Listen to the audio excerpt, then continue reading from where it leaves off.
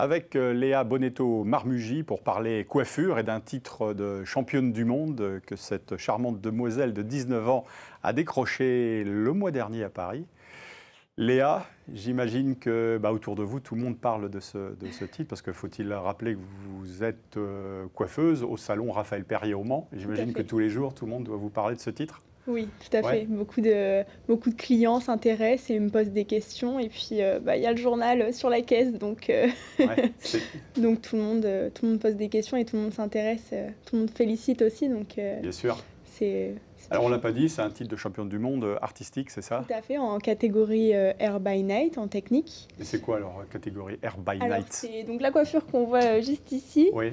C'est des coiffures assez artistiques, c'est pas le genre de coiffure qu'on fait sur de vraies personnes en fait, parce que les côtés sont courts et on garde les longueurs juste là où il faut. Et donc c'est des coiffures qu'on réalise en 35 minutes et donc on rajoute aussi postiches et ornements pour habiller la coiffure. Vraiment au salon, personne ne vous a encore demandé de l'hôtel coiffure pour l'instant? Il y a des clients qui me disent et ça, vous pourriez faire ça sur de vraies personnes et tout ça? Non, vaut mieux pas. Ou alors juste pour les fêtes du réveillon peut-être? Oui, alors j'ai déjà eu cette question, mais non, c'est pas possible. Bon alors Léa, avant de rentrer dans le détail de tout cela, je voulais savoir un petit peu, moi, vous êtes sartoise? Vous êtes originaire? Pas du tout. Non? Je suis originaire des Hautes-Alpes, de Embrun exactement. Et donc j'ai fait mon bac pro sur Aix-en-Provence. D'accord. Et donc c'est suite à mon bac pro que je suis montée en Sarthe. Et comment vous êtes venue, vous êtes arrivée ici? Quel est le hasard ou sous les conseils de qui peut-être aussi? C'est grâce à mon professeur, Monsieur Lozano, du coup qui m'enseignait la coiffure au lycée Clovis-Hugues, là où j'étais. Et en fait on travaille avec la méthode Raphaël Perrier dans les écoles. Et donc c'est de là où il m'a dit pourquoi tu n'irais pas faire un stage au Mans? Je dis bon, ok, pourquoi pas. Donc j'ai essayé un premier stage et donc ça m'a de suite plu. J'ai fait 2 autres stages après. Et ensuite, je suis rentrée aussi en équipe de France grâce à plusieurs concours. Et donc du coup, tout s'est enchaîné. C'est quoi alors la méthode dont vous parlez justement? Alors c'est du coup la méthode dont je parle, c'est Raphaël Perrier qui l'a créée. Donc il a créé des méthodes de coupe et tout ça qui sont assez simples et faciles à apprendre. Et du coup qu'il a développé dans les écoles de France et presque à l'international. Oui. Alors donc tout allait très vite parce que vous êtes arrivé au Mans il y a peu de temps. Tout à fait, il y a 1 an et demi. L'équipe de France, ça a été aussi rapide. Tout à fait. C'était presque inattendu peut-être? C'était un but pour moi d'intégrer l'équipe de France. Ah oui. Aussi vite, peut-être pas. Mais oui, c'était un but pour moi d'intégrer l'équipe de France. Et puis après, bien évidemment, une fois qu'on intègre l'équipe de France, le but c'est de faire les championnats et de remporter des titres. Mais oui, effectivement, tout s'est enchaîné rapidement. Donc, parce que bon, alors j'imagine qu'il a fallu se préparer comme tous les sportifs. Bien sûr. Ça veut dire que vous faisiez vos journées de travail et puis... Et j'ai enchaîné directement après. Alors, je m'imposais un rythme en fait. Donc, c'était ma journée de travail. Ouais. Ensuite, donc, ma responsable m'autorisait à m'entraîner le soir à partir de 19h au salon. Donc je faisais mes chronos. Puis vers 22h30, 23h, je rentrais chez moi.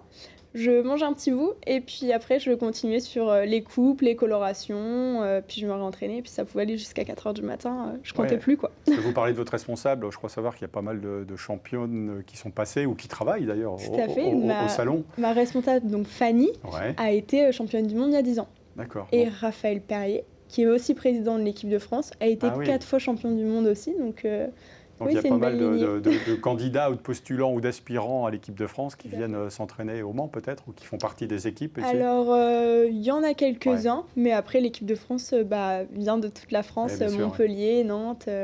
Alors la figure que l'on voit à l'image, le résultat de votre travail, c'était une figure imposée que vous avez découvert le jour de la compétition? Pas du tout, c'est en fait c'est notre équipe qui a en fait choisi la coiffure.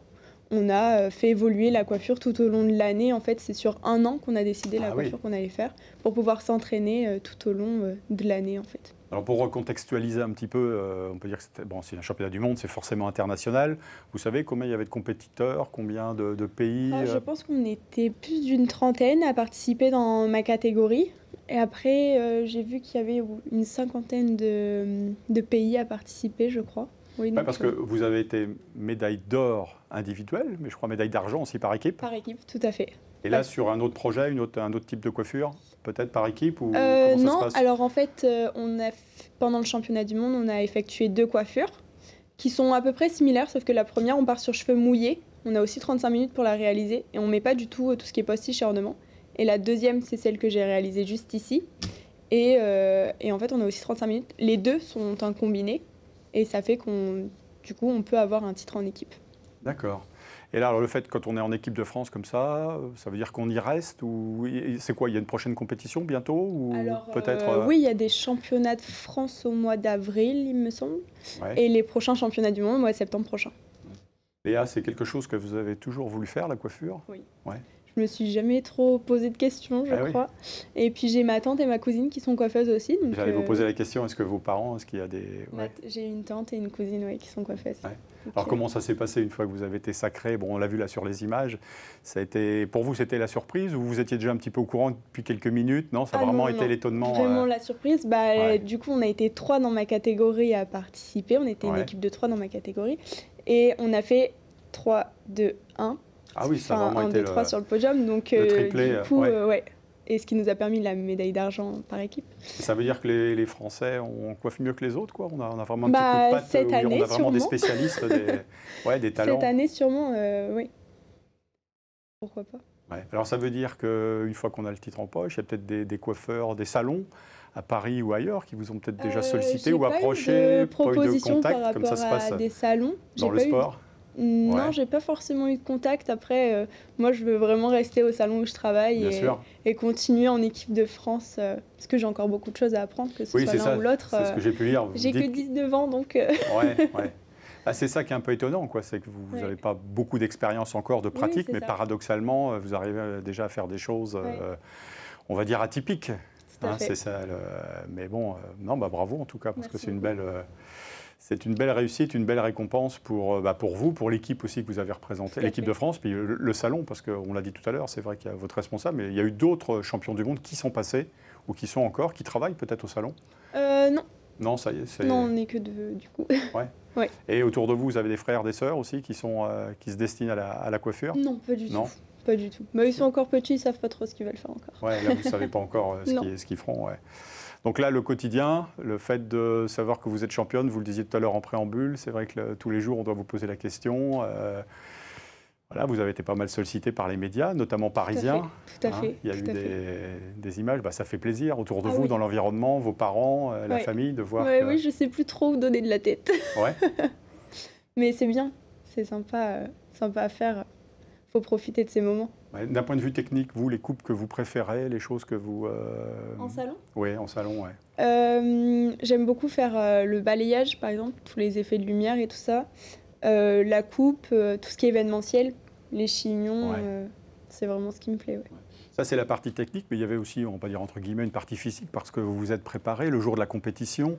En amont, il fallait aussi peut-être un réveil musculaire, il y avait peut-être des choses Oui. Ça faisait partie, c'est aussi de la préparation du champion? Eh bien, déjà, au mois de juillet, on a eu des préparations physiques et mentales, donc pendant 5 jours. On a eu un coach sportif qui nous a suivis pendant 5 jours pour nous préparer à la compétition. Et ensuite, pendant les 2 jours de compétition, c'était réveil musculaire à 5h30. Et puis après, on enchaînait toute la journée. Notre coach était là pour nous soutenir et nous aider si on était, par exemple, stressé ou qu'il y avait quoi que ce soit. On a été très bien suivis pendant la compétition. Ouais. On ne l'a pas dit tout à l'heure, mais ça, c'est une coiffure digne d'un cabaret parisien. Est-ce que vous pouvez nous la décrire un petit peu? Il y a ce ramage blanc au-dessus. Et techniquement, quel mot on peut employer? Quel qualificatif pour... personnalisée. Elle a un nom d'ailleurs, cette coiffure, non? Vous l'avez baptisée? Alors c'est la coiffure Hair by Night, catégorie technique. Ce que vous disiez, d'accord. Voilà, c'est ça. Après, donc les côtés sont courts et on garde vraiment les longueurs qu'il nous faut, là où il faut, pour pouvoir monter notre coiffure. Et ce qu'il faut et ce qui fait la différence, c'est vraiment la propreté. On joue tout sur la propreté, il ne faut pas qu'il y ait un petit cheveu qui dépasse et voilà quoi. Ouais, il y avait 35 minutes, non, c'est ça? 35 minutes. Pour préparer, et il y avait vraiment un sablier. Il fallait vraiment respecter le temps imparti. Oui. J'avais 2 chronos sur ma tablette. Et pour tous les compétitrices ou compétiteurs, c'était mixte? Il y avait compétiteurs et compétitrices, d'accord? Tout à fait. Ouais. Oui, tout le monde avait 35 minutes pour la coiffure, on partait tous en même temps et on s'arrêtait tous en même temps. Ah oui, c'est une grosse pression, ça. Oui. Ça doit stresser quand même. Bah, le premier jour, j'étais vraiment très stressée. C'était mes premiers championnats du monde en plus, donc je ne savais pas du tout comment ça allait se dérouler et tout ça. Sur les cheveux mouillés, là, c'était ça? Oui, sur cheveux mouillés. Ouais. Et puis, c'était déjà l'épreuve où j'étais pas la plus à l'aise. Et sur la catégorie Air by Night, je me suis vraiment sentie bien et je me suis amusée pendant mon épreuve. Et... Vous avez mieux dormi la nuit qui a suivi le titre que oui, la veille de la première épreuve Peut-être. Ouais. Donc oui, je me suis vraiment amusée sur cette épreuve-là. Donc c'est un plaisir avant tout. Un dernier mot, l'avenir, c'est donc le salon roman. Le salon, hein, bien et sûr. Puis et puis, dans un futur lointain, pourquoi pas ouvrir mon salon sur Aix-en-Provence. Ah oui, retourner un petit peu au bercail. Tout à fait. Mais c'est en cours de réflexion et c'est vraiment plus tard. J'ai besoin de faire mon expérience avant. Est-ce que vous avez participé aux JO de Paris? Parce que Raphaël Perrier était l'un des coiffeurs, le coiffeur des JO de Paris, des athlètes. Vous étiez aussi parmi la délégation de coiffeurs sartois, coiffeuses. Tout à fait. Ouais. Bien sûr, bien sûr. Et vous avez coiffé des sportifs un peu célèbres, on peut dire? Alors, donc, le premier jour, donc, sur la cérémonie d'ouverture, j'étais avec une de mes collègues au Trocadéro. Ouais. Donc nous, en fait, on a récupéré tous les élus de la flamme pour leur faire les retouches et sécher leurs costumes parce qu'ils étaient trempés avec la pluie. Et oui. Donc on a eu Raphaël Nadal, Serena Williams, Florent Manodou. D'ailleurs, pour la petite anecdote... j'ai vu les abdos de Florent Manodou, vu comme ils ont dû enlever leur costume. Les nageurs, c'est quelque chose. Hein. Ouais, oui, c'est impressionnant. Effectivement. Bon, par contre, pour la coiffure, c'est simple, parce qu'ils ont tous les cheveux courts, ou à peu près. Oui, là, j'avais pas grand-chose à faire. D'accord. Et Mélina Robert-Michon. Ouais, d'accord. Voilà. Bon, bah, super. Et après, du coup, on a été coiffés aussi sur le village olympique, tous les athlètes de toutes les nations. Donc, c'était vraiment une expérience encore une belle unique. aventure. Tout à fait. Merci Léa. Merci à vous. De nous avoir fait partager ces bons moments. Merci également à vous de nous avoir suivis. On se retrouve la semaine prochaine du côté de Fier. Bonsoir.